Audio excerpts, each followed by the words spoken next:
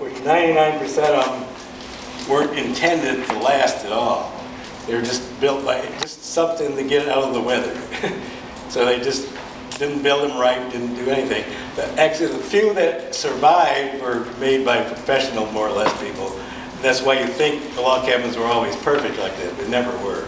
They were just sort of a shack to live in while you did something else. Now, what do you think the second thing they built was? Barn. Barn, of course. You had to have a big...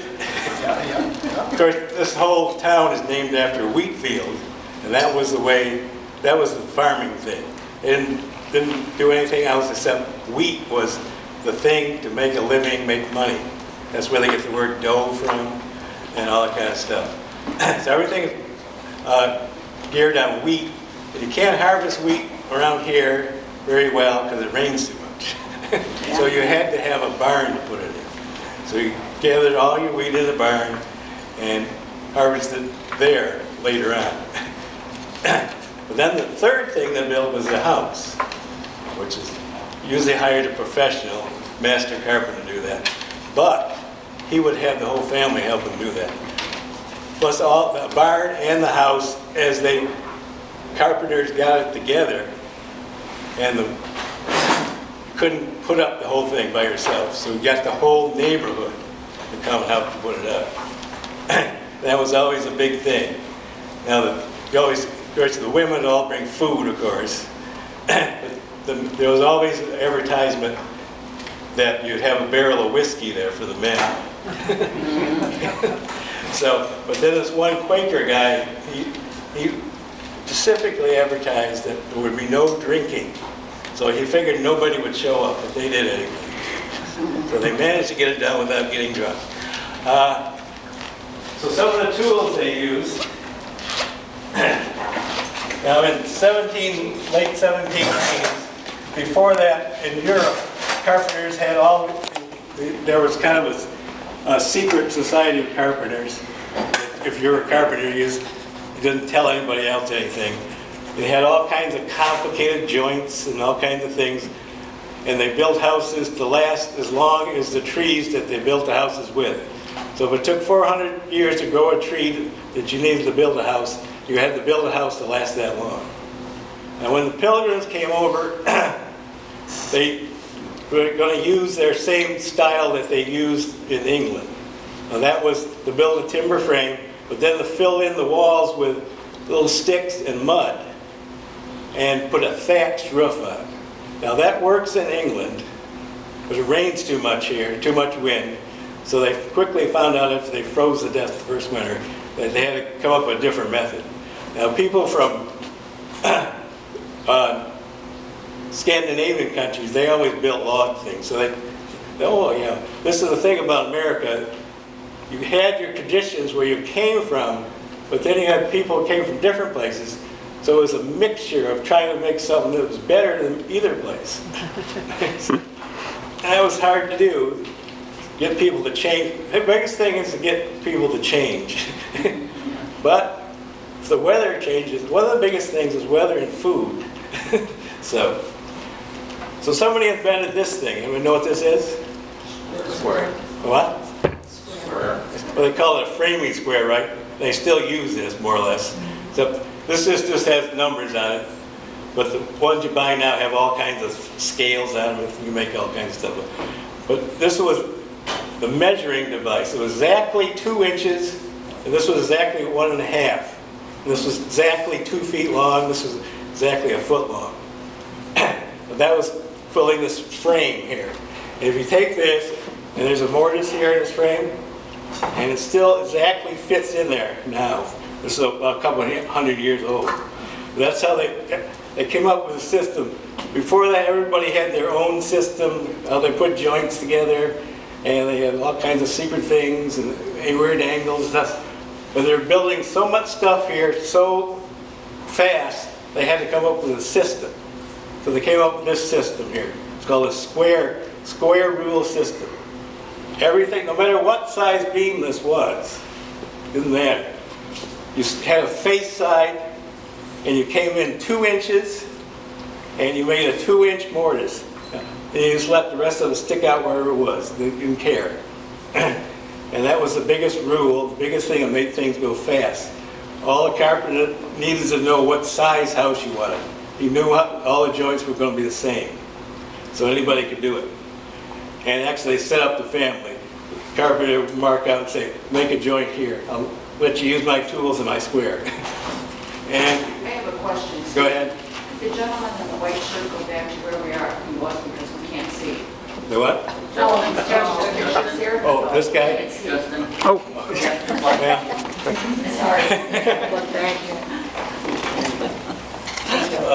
Where was it? Anybody can do that.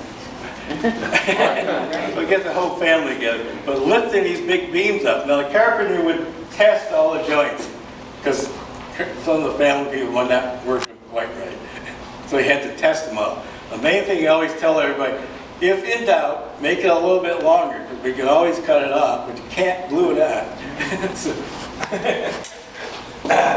So they get the whole.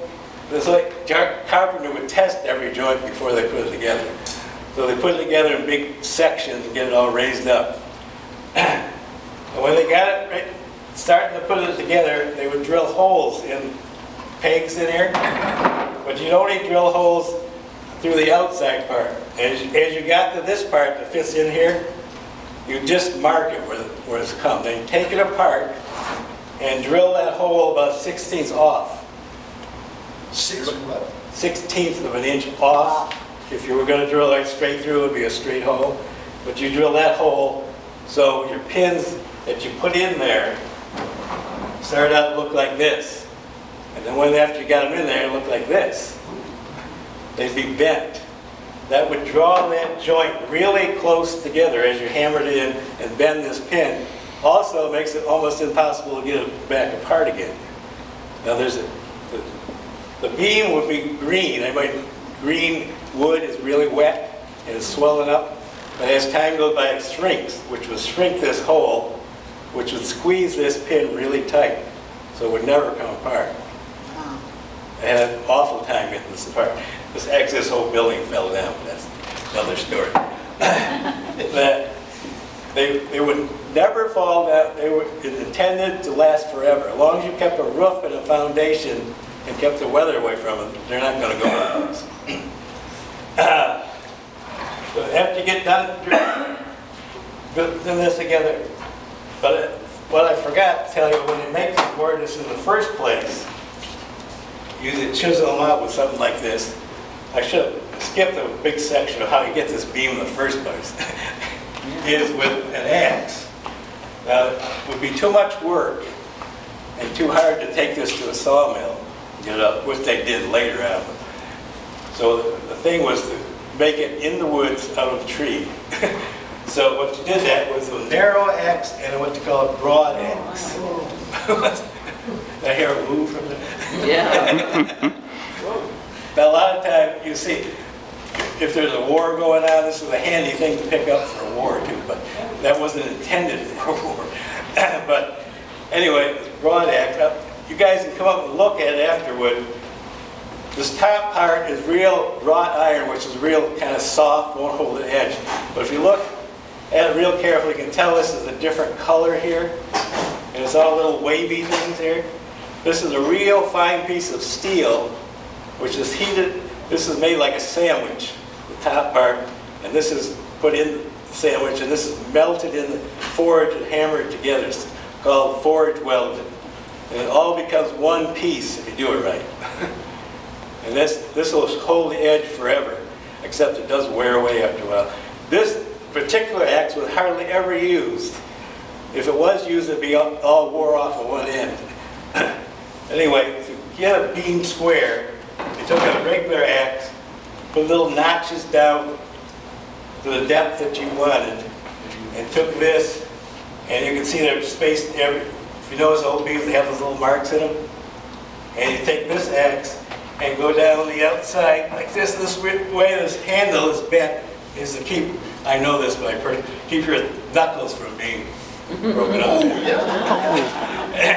Just drop it down right there. And they can do it just more or less like planing it off. And they were pretty good at that. I wasn't so good at that. Anyway, back to the joint, which I forgot about. To get this joint in here, you use a chisel. But if you just stuck a chisel, it'll take you forever just to hack that out of there. So, you save a lot of time and effort. If you can see, this is exactly a 2-inch drill. You could drill this down as much as you could. It'd be just about cleaned out. Only have a few little arcs in there. And you can take this chisel, which you can hammer on, or with a big hammer, just push it down. Especially in green wood, it's soft. And clean that out. And if you wanted to get a real nice square corner, I had what's called a square corner chisel. And get a nice. I actually found this chisel on the roof beam of my barn. Wow. Because they had made a bunch of mistakes. They had to redo these mortises. They did a whole row of mistakes. And they didn't want to take the beam down again. So but then they forgot this up there. So this is almost a couple hundred years old. Wow. Jeez. It still works. But the machinery that runs it usually don't know how to work it. So. Anyway, and to keep things straight, they had a real complicated. You actually didn't even have to have a metal one. You could just have a piece of rock. And this is all. I don't know if people really understand it. Things always hang straight down. Now, if the wind doesn't blow, it'll always hang straight down. It's called a Plumb bottom. So, you heard that. Sometimes you hear in literature things are written to plumb something up. That means to get square with it, to get even with it, get to match up with it. So, where was it?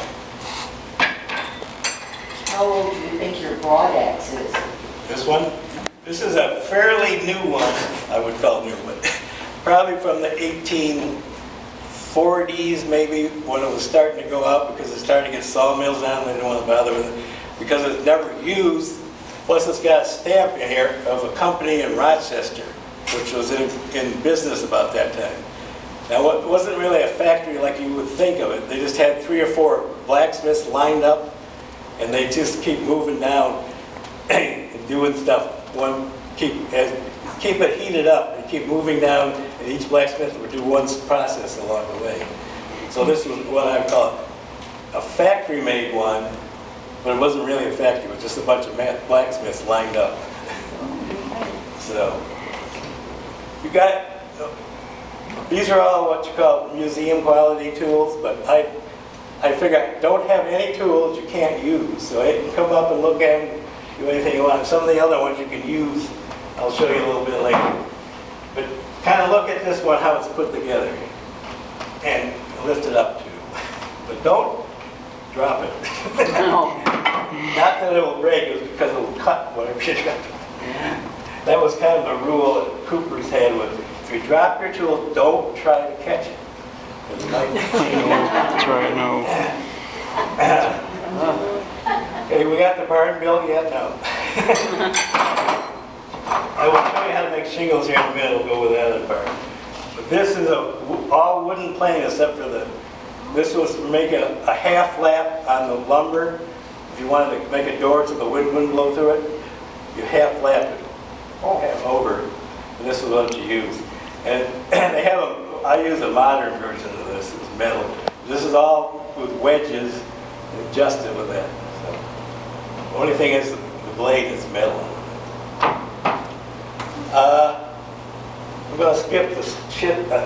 You'd actually send some real cheap soft lumber to a sawmill, which two things that pioneers wanted. They wanted a blacksmith to move in because they had to have him to fix any tools if they needed a new one. Famous story where I lived in Lower Mountain Road, I don't know if you know where that was. That's where I was raised. The neighbor house caught on fire and went down, had to redo it. And there was the original pioneer age house. And it told the story that when they were building their log cabin, they broke their axe, which they broke this part out so the handle would fall out. You can't use it then. But he had to walk all the way to Rochester to get a new axe. So that was they wanted a blacksmith to move in the neighborhood so that they fixed everything, made everything. Also, one of the things he made was nails. What year was that? That the axe broke. I think it was in the 1820s, more or less, when the people were first moving here. It was probably a little before that, a little before 1820, because 1820 was when they started Lockport, so they got a whole bunch of people to move in there. But just before 1820, nobody wanted to live here in particular, except right along the river and handy places. And Lockport was the last place anybody wanted to live. Anybody know why? Had a nice waterfall there, but it was infested with rattlesnakes. It didn't take them long to get rid of because they put a bounty on them.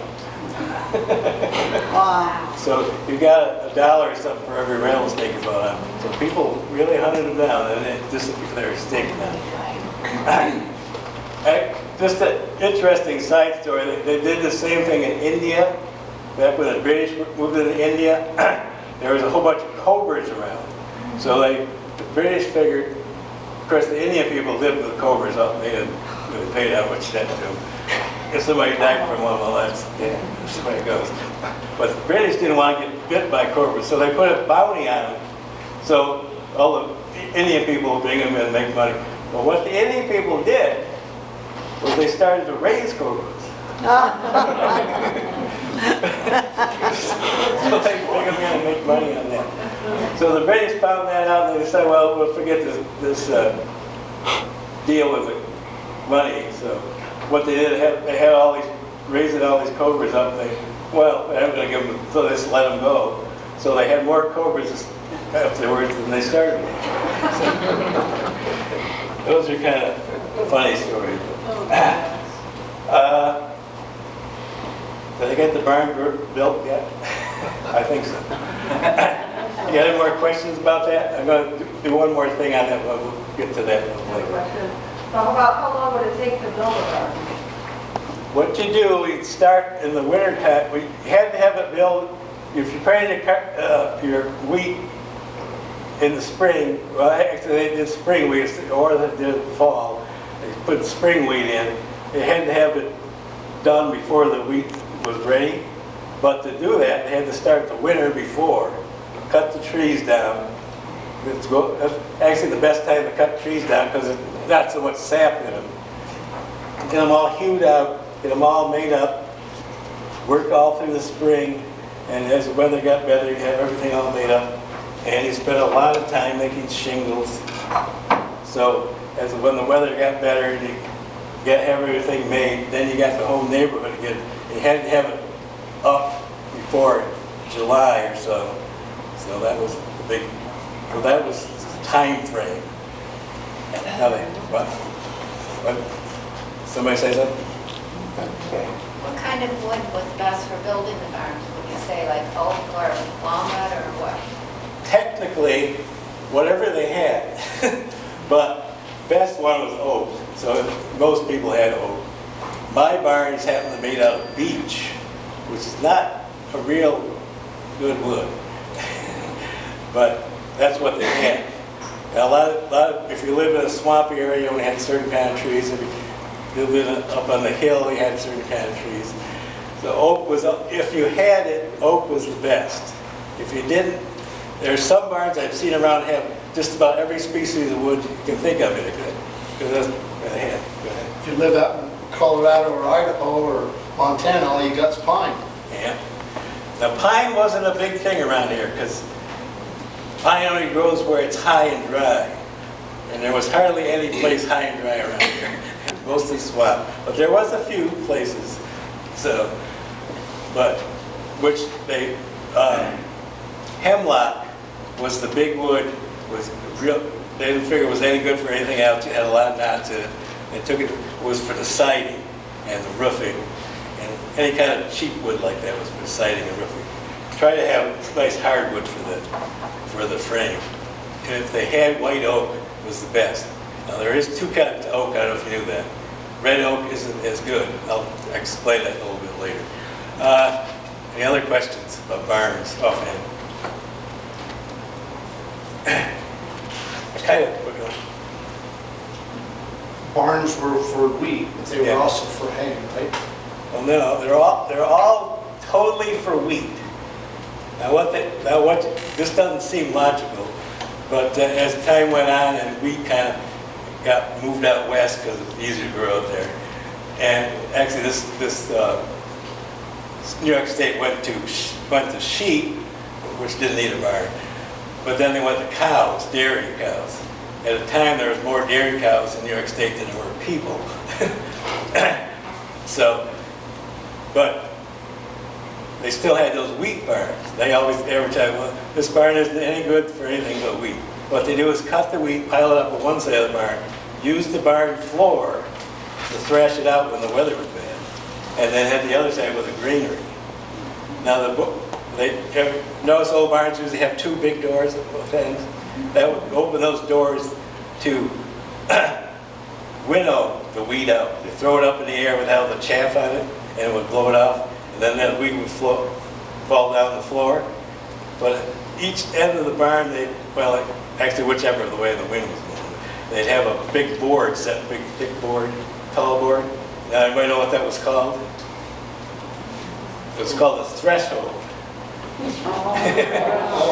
It would keep the wheat from bouncing out as it blew around. So, and actually they had a thing where the bigger, nicer wheat would fall a different distance than the little crummy wheat. They'd always save the bigger ones for seed next year, and chaff. And of course, then they have just all this straw and stuff they just throw out the barn. And sometimes you see old pictures, and you see outside the barn the cows, and there's a thing that looks like a big mushroom out there. If anybody ever noticed that picture. It's actually a big pile of straw, and as the winter goes by, the cows eat the bottom of the straw out. It looks like a big mushroom. And then finally caves in. So that was going on. So they ended up, they weren't growing wheat that much anymore. So in fact, what good is this barn? All you can do is thresh grain in it. It's kind of like a big combine. So that was all by hand. That's why they call it combine as combine, because it cuts the wheat, does everything else. But they said, well, what can we do with these barns? They're useless. Well, we've got all these dairy cows now. But the amazing thing is, you notice a lot of barns have the big stone basement on them. They were never built that way. They always built them on the ground. So what they did is jack the barn up and built the stone around. Now that isn't even the hardest part. Because somebody would want a barn or didn't want their barn. Well, if you notice, some of the big barns are actually two barns put together. They could move the whole barn miles away. Well, that seems a little hard. But all they do is get a bunch of logs and put them on rollers and get all the teams of all the neighborhood. The Amish did this lately in Ohio. They got all their teams together, put the barn on rollers, and just moved about 5 miles. Wow.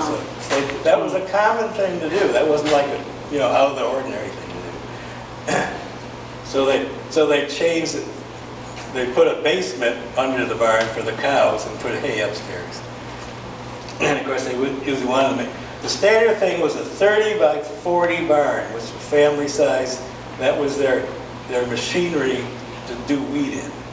A family couldn't do over like 60 acres of wheat at a time. That's about what size that barn was. Now, if you wanted to put hay in for cows, you wanted it bigger.